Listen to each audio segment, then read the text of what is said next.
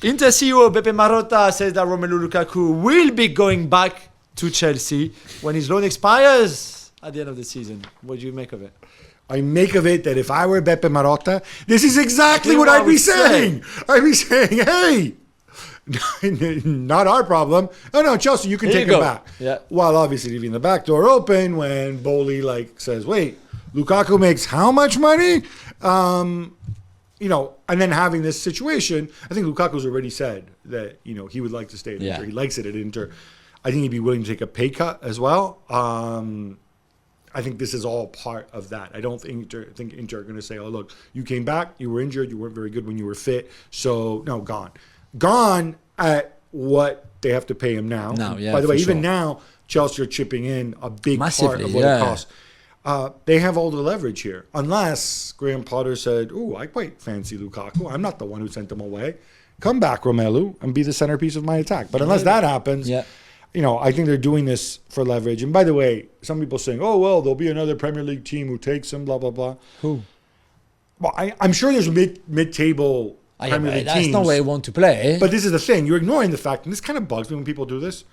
Romelu Lukaku, in addition to being an intelligent, educated man, at his age, at his stage of his career, he does not want to go and play for a mid-table team in the Premier League just so he can. Completely. He would rather take a pay cut, and he already makes an enormous amount of money, to play for a team that he feels a connection to and has a chance of winning something. Which, let's not always assume all these people just go to the highest bidder all the time. Houssem Aouar has made his decision to play for Algeria and not France, despite being capped by France. Yeah. Jules, are you concerned? Is this a loss? No, I mean, he's a lovely player when he's fully fit on his game. Which he hasn't been for 18 months. Yeah, which is true. He's still only 24. And he will leave Lyon at the end of the season and go somewhere else where maybe he will revive his career. I don't know, you will see the best of Houssem Aouar. I really hope for him. I wish for him. But he decided to play for Algeria. Is that because he feels like he was not going to get into a really good French squad? Maybe he feels like he wants to make his family proud, his parents proud, to go with Algeria, where you've got good momentum with Jamel Belmadi, maybe as well. I respect his choice completely. He will become one of those players who've played for two different countries, which is still pretty remarkable, from Diego Costa, for example, to even Michel Platini, who had one cap with Kuwait. If you remember, in 1988, he was allowed somehow to play against the USSR. Crazy story. But so one of them, good for him. He will certainly, right now, he's not into Deschamps' mind for the next 4 years. So, maybe. As an aside, you know how football's full of sliding doors moments? There's a whole parallel multiverse. And yes, I don't even know if it's, I'm connecting it to Spider-Man and Ant-Man because we're owned by Disney. But imagine remember when Aouar was close to joining Arsenal? Yeah. And remember how, at least as I understand it, it kind of fell apart, in part because his agent, family members, commission too high, prices keep going up. Yeah, a few things like that. He could have made it happen if he really wanted to join Arsenal. I think so.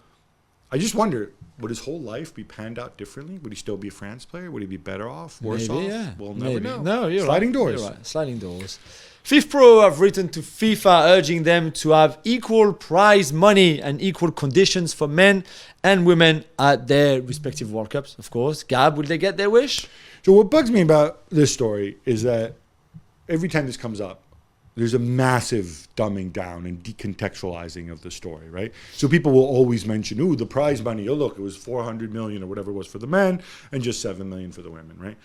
So one thing that they always seem to forget is that there's 32 teams in one World Cup, many more games, and there were 24 teams back then. Now, should there be more prize money? And the argument that they're making for more prize money for women is, but if the prize money remains low, federations don't have an incentive to go and spend money on the women's team. Yeah.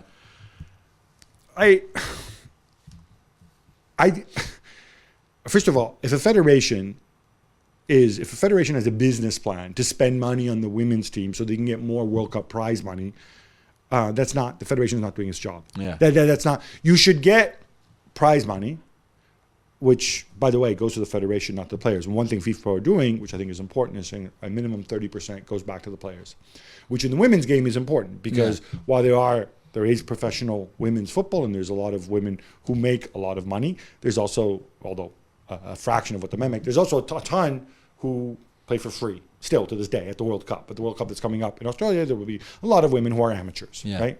That's just a fact of where the game is right now. The difficult thing is, I think you can't, and in terms of equal conditions, for the part that FIFA pays for, I think 100%. I think there should be. FIFA gives money to federations so they can send their teams to the World Cup because, again, people don't seem to realize this. They assume everybody's like the FA here in England or the FIGC in Italy or whatever. There's a lot of federations who can't even afford to send their team to the World Cup without FIFA saying, here's 2 million, here's plane tickets, here's a hotel. You want comparable conditions within that FA? I think that's reasonable, and I think that's dignified and justified. In terms of having the same prize money pot, when the money goes back to the federations, this is my problem with it. Number one, a lot of people in the game who advocate for women's football have said the women's rights should be sold and commercialized separately from the men's rights. And I think it's the right thing to do. I think they're a lot more valuable than people realize. It's a growth area and so on. Once you decide to sell them separately, I think it's difficult to say, all right, but then let's go and get more money from this pot and bring it here. I think FIFA should spend more money on women's football and developing women's football, but I think the priority should be developing women's football.